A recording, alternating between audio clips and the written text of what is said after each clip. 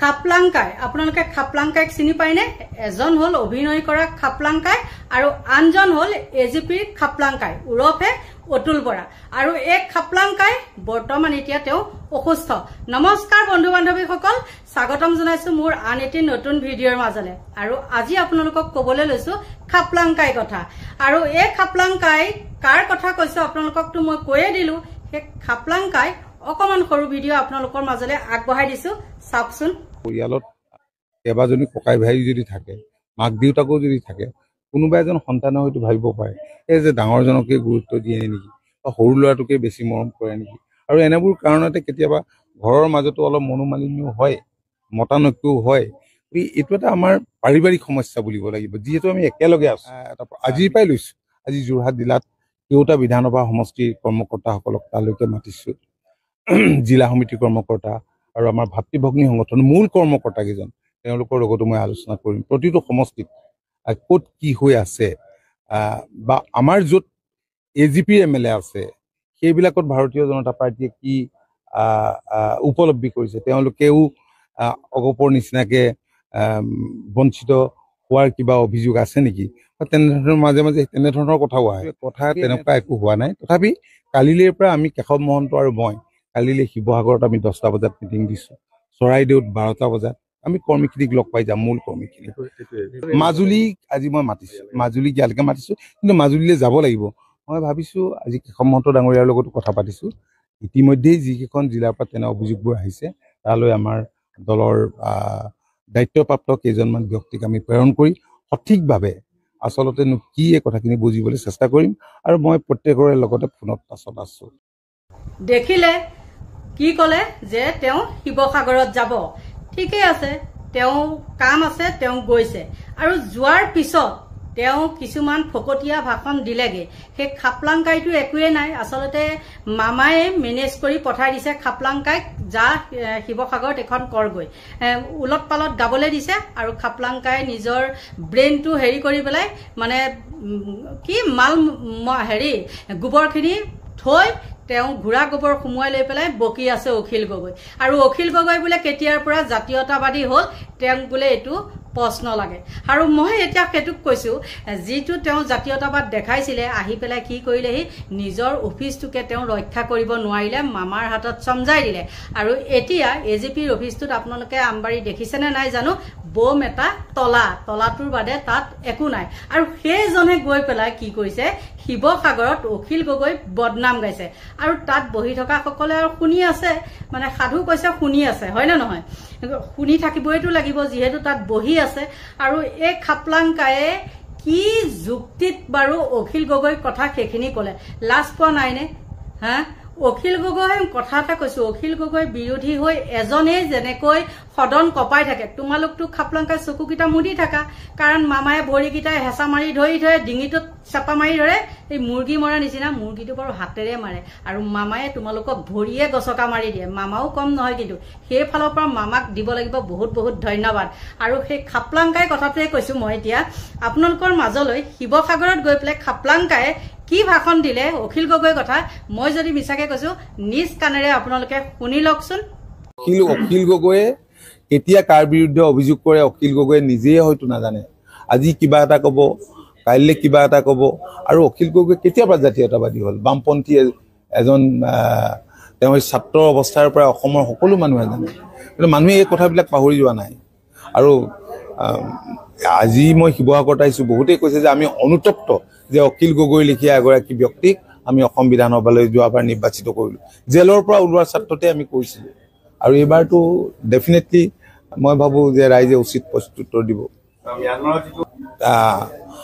আজি অসমীয়া যুৱকৰ যি আন্দোলনতে অসম আন্দোলনত আজি বহুত মৰিলে বহুত হাজাৰ এই ধৰক যুৱক তেওঁলোকে এটা বেলেগ পন্থা অৱলম্বন কৰাৰ কাৰণে তেওঁলোকে মৃত্যুক আঁকোৱালি ল'বলগীয়া হ'ল গতিকে এনে খিলঞ্জীয়াৰ মৃত্যুটো আমাৰ কাৰণে অত্যন্ত দুখজনক আৰু বেদনাদায়ক তো একেধৰণৰ ঘটনাই তাত এইটো সংঘটিত হৈছে আৰু মাননীয় মুখ্যমন্ত্ৰীয়ে এই কথাটো স্পষ্ট ভাষাতে কৈছে গতিকে এইটোত আমি আঘাত পাইছো পৰেশ বৰুৱা ডাঙৰীয়া দীৰ্ঘদিনীয়া অভিজ্ঞতাৰ পুষ্ট এগৰাকী ব্যক্তি আজি আমি এটা সুকীয়া পন্থাত আছো, তেখেতে এটা সুকীয়া পন্থাত আছে।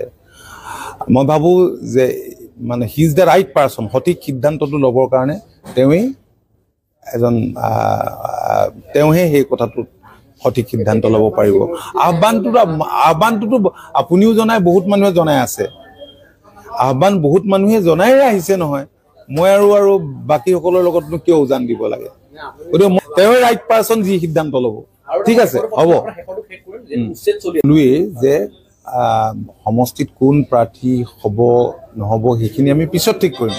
প্ৰথম কথা যে আমি প্ৰতিটো সমষ্টিতে আমি কিদৰে জনসমৰ্থন আমি আদায় কৰিব পাৰোঁ তাৰ ওপৰত আমি গুৰুত্ব দি আমি সাংগঠনিক স্তৰবোৰ ক্ষিপ্ৰতাৰে মজবুত কৰিবৰ কাৰণে দলৰ আজি জিলা সমিতি, বিধানসভা সমষ্টি সমিতিসমূহক আমি নিৰ্দেশ দিছোঁ। আৰু পৰিব্যায়টো কাম কৰি আছে। মইতো প্ৰতিক্ৰিয়াটো 21 চনৰ নিৰ্বাচনৰ আগতেই কৈছোঁ যে এইবিলাক কংগ্ৰেছৰ পৃষ্ঠপোষকতাত জন্ম হৈছে, আৰু সেইকাৰণে মানুহে 21 চনতে নাকচ কৰিছে নহয়। আজি অসম গণ পৰিষদ দলৰ জন্মলগ্নৰ এক দীঘলীয়া ইতিহাস আছে, ৰাইজৰ তেজ আৰু ত্যাগ নিহিত হৈ আছে। গতিকে আজি এইবোৰ দল কেনেকৈ সৃষ্টি হৈছে মানুহে 21 আগলৈ 20 চনমানলৈ ঘূৰি চালেই গম পাব। গতিকে না তেওঁলোকক লোকসভাত ছাপোৰ্ট কৰিছে, না বিধানসভাত কৰিছে, না পঞ্চায়তত কৰিছে, না তেওঁলোকক আগন্তুক বিধানসভা নিৰ্বাচনত কৰিব নকৰে। আপোনালোকে নিশ্চয় দেখিলে খাপলাংকাই গৈ পেলাই শিৱসাগৰত কি কথা ক'লে। অখিল গগৈ কথা কওঁতে কওঁতে তেওঁ গৈ পাই গ'লগে একদম আলফাৰ কথা। এতিয়া সেইজনক মই সুধিছোঁ, খাপলাংকাই তেওঁ দিনতে মই কথা এটা কৈছোঁ, তেওঁতো এজিপিৰে মানুহ আছিলে, এতিয়াহে তলুৱা চেলেকি মামাৰ তলুৱা চেলেকি তেওঁ বিজেপিলৈ গ'ল। এজিপি বিজেপি কংগ্ৰেছ একেখিনি মানুহেই, হয়নে নহয়? এতিয়া কিন্তু কংগ্ৰেছৰ যেনিবা অফিচটো আছে আৰু এজিপিৰ যেনিবা অফিচটোত বোম এটা তলা, আৰু সেই তলাটো কোনে লগালে? মামায়ে লগালে। অফিচৰ কোনো চিন চাবেই নাই, ভূত বাংলা হ'ল এতিয়া।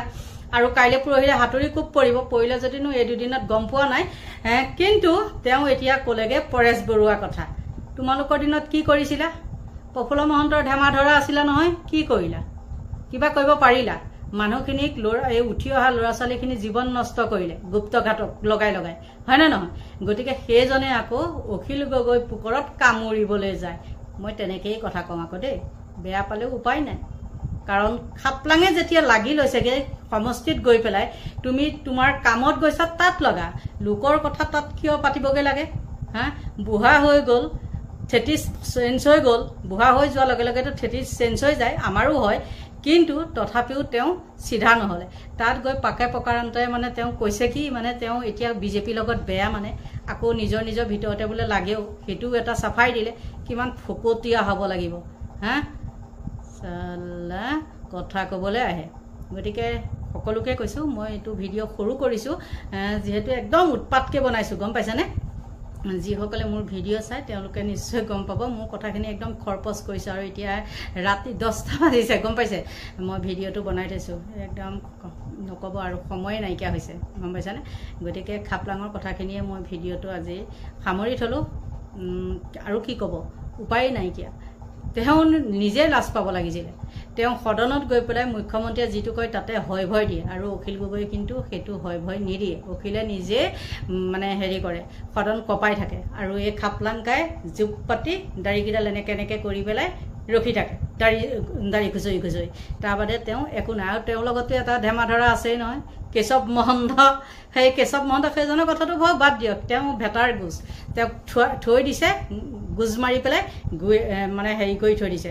মামাই আৰু মামাৰহে কথা নহয় জানো, মামাই গোজ মাৰি থৈছে, ভেটাৰ গোজকেইটা ৰাখি থৈছে।